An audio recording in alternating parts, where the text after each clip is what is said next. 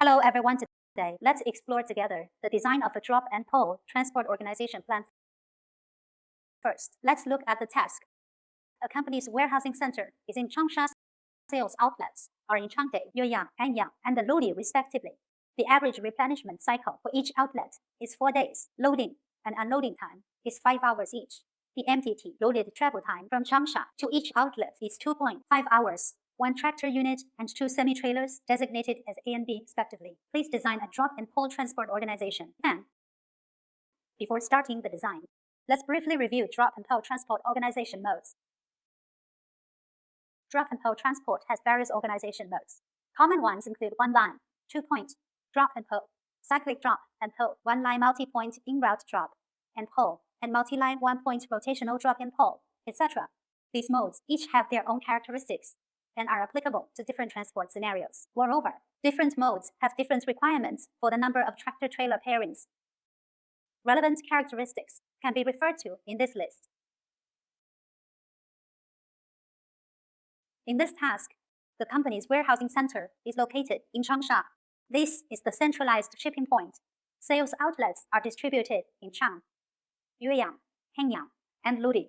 This is a situation with dispersed unloading points, and we only have one tractor unit and 2 semi-trailers. The number of semi-trailers is limited. Based on these conditions, the more suitable drop and pull mode is the multi-line one-point rotational drop and pull mode. So what is the multi-line one-point rotational drop and pull mode? It refers to equipping a certain number of circulating semi-trailers at a location with concentrated loading and unloading. Before the vehicle arrives, the goods on the circulating semi-trailers are loaded or unloaded in advance. When a truck-trailer combination traveling on a certain line arrives, the semi-trailer is first dropped off, focusing efforts on loading/unloading the tractor unit. Then it hooks up to a preloaded semi-trailer and returns to the original loading/unloading point for integral train loading/unloading. This form of organization is essentially a composite form of one-line 2-point single and drop and pull. It is particularly suitable for routes with concentrated shipping points and dispersed unloading points, or concentrated unloading points and dispersed loading points. Next, let's take a look at the specific plan design for this case. Day 1, Step 1, at 8 a.m. Workers start loading goods destined for Yueyang onto semi-trailer A. Loading is completed by 1 p.m. At this moment, the tractor unit hooks up semi-trailer in Changsha and departs for Yueyang. Upon arrival in Yueyang, semi-trailer A is dropped off, since the empty/loaded travel time from Changsha to Yueyang is 2.5 hours.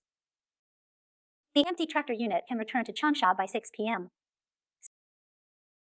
Step 2. During this period, the goods required for the Chen outlet have been loaded onto semi-trailer B. The tractor unit hooks up semi-trailer B and departs. After 2.5 hours, it arrives in Changde at 8:30 p.m. and drops off semi-trailer B. The empty tractor unit rushes non-stop to Yueyang, hooks up the empty semi-trailer A, and then returns to Changsha. Day 2, early morning, at 8 a.m. Workers start loading goods destined for Lodi onto semi-trailer A. The driver can rest until 12 p.m. At 1 p.m., hook up the goods for Lodi in Changsha. Arrive in Lodi at 3:30 p.m.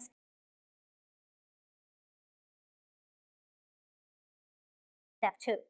After dropping off semi-trailer A in Lodi, the tractor unit heads straight to Changde, arrives around 6:30 p.m. Step 3. In Chang, hook up semi-trailer B and return directly to Changsha.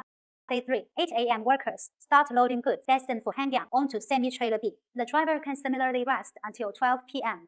At 1 p.m., hook up semi-trailer B in Changsha and head to Hanyang. Arrive in Hanyang at 3:30 p.m. and wait for unloading. After unloading is completed by 8:30 p.m., hook up semi-trailer B and return to Changsha. Day 4, 1 p.m. The tractor unit departs from Changsha for Lodi, arrives in Lodi at 3:30 p.m., hooks up semi-trailer A, returns to Changsha at 6 p.m. Day 5. The entire transport process starts its cycle again. This case fully demonstrates the principles of drop and pull transport. It not only meets the requirements of drop and pull transport, but also through rational organization and scheduling, reduces investment costs. Using only one tractor unit, it accomplishes a task that might have originally required 2 tractor units. Through this lesson study, I believe everyone has gained a clearer understanding of the practical application of drop and pull transport organization modes. Drop and pull transport as an efficient form of transport organization has significant advantages in improving logistics efficiency and reducing costs. I hope everyone can think further after class about how to flexibly apply this knowledge in actual logistics scenarios to optimize transport plans. This lesson ends here. Thank you for watching.